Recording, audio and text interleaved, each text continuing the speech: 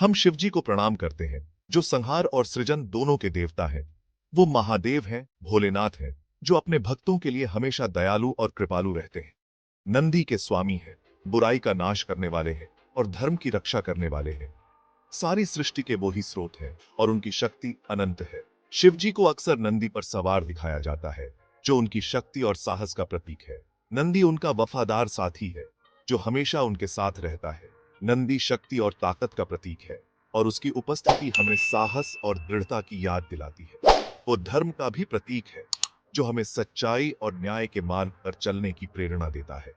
शिव और नंदी अविभाज्य है और उनकी जोड़ी ब्रह्मांडीय संतुलन का प्रतीक है। वो ब्रह्मांड के संतुलन का प्रतिनिधित्व करते हैं, जो हमें जीवन में संतुलन बनाए रखने की शिक्षा देता है।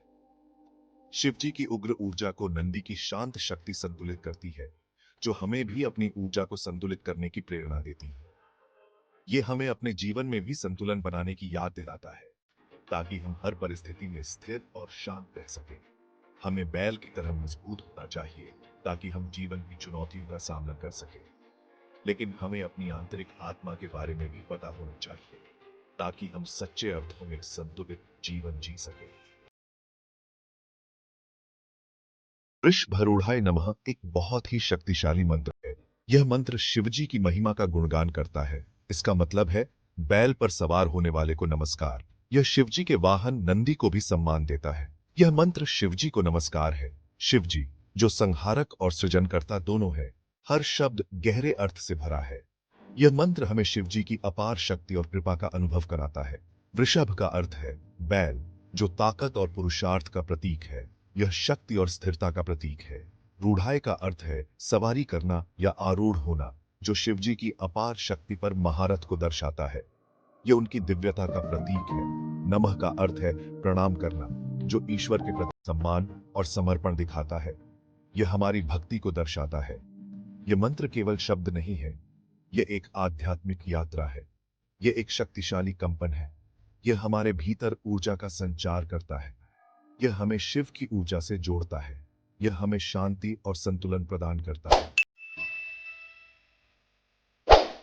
वृषभरूढ़ाय नमः मंत्र प्राचीन हिंदू धर्म ग्रंथों में मिलता है। इसका उल्लेख शिव पुराण में भी मिलता है। यह ग्रंथ शिवजी की कई अद्भुत कहानियां बताता है। एक कहानी बताती है कि कैसे शिवजी ने नंदी को अपना वाहन चुना।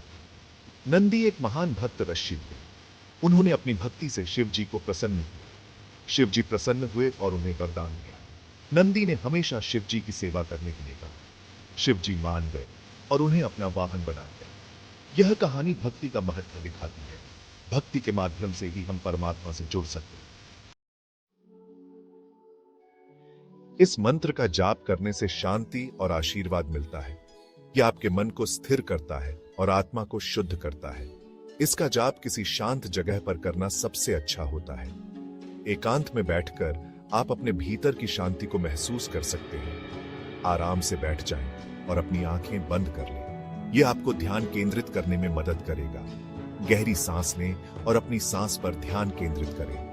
यह आपके मन को शांत करेगा और आपको ध्यान में ले जाएगा। फिर मंत्र का जाप शुरू करें। धीरे धीरे और स्पष्ट रूप से मंत्र का उच्चारण करें। मंत्र को 108 बार दोहराएं। यह संख्या पवित्र मानी जाती है और इसका विशेष महत्व है। आप गिनने के लिए रुद्राक्ष माला का उपयोग कर सकते हैं। यह आपको ध्यान में बनाए रखेगा। निष्ठा और भक्ति के साथ जाप करें। यह आपके मन और आत्मा को शुद्ध करेगा। मंत्र की ऊर्जा को अपने अंदर शांति भरते हुए महसूस करें। यह आपको आंतरिक शांति और संतुलन प्रदान करेगा। नियमित जाप करने से कई लाभ होते हैं। यह आपके जीवन में सकारात्मक बदलाव लाता है।